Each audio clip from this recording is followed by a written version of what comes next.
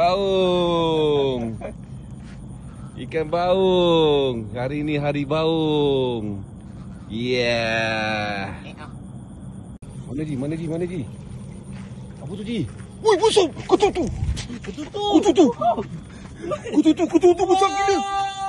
Besar gila, babe! Besar gila, babe!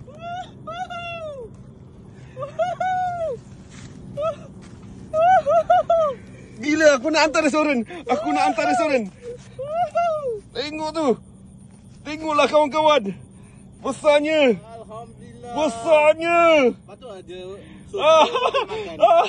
Aku nak hantar restoran Cina. Aku nak hantar restoran Cina. Besar gila. Wah, ketutu. Ini baru gorgon, tuan-tuan. Ketutu besar gila, bab.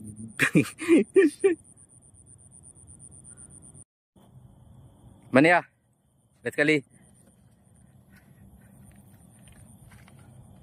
Angkat. Tak nak main lah, mati. Ya, nak tak main ni. Saya nak takut dia jatuh ke tu. Ataupun hantar kat rumah tu. Wah, lihatlah gorgon ketutu. Bagi dua. Hantar rumah, akuarium. Wah. Besar, babe. 2,5 kilo, 3 kilo kot.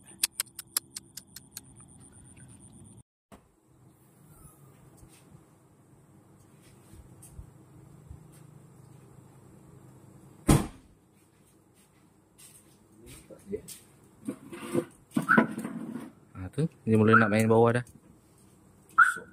Apa ni?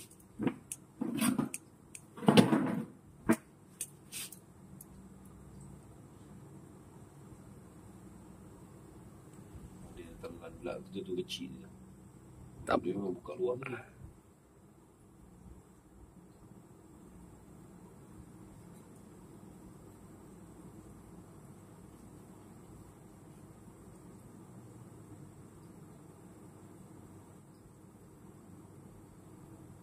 Turun ke bawah.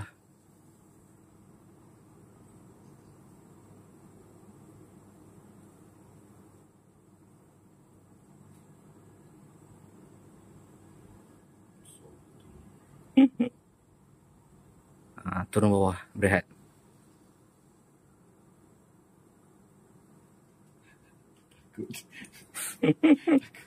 Dah kita kena sedut. Dah sedut tu.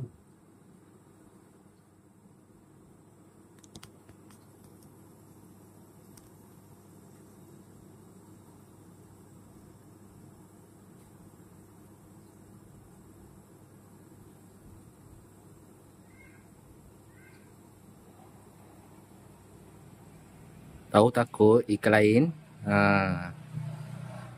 Ikan tilapia pun tak nak usik dah. Takut. Kalau tidak, usik ikan lainnya.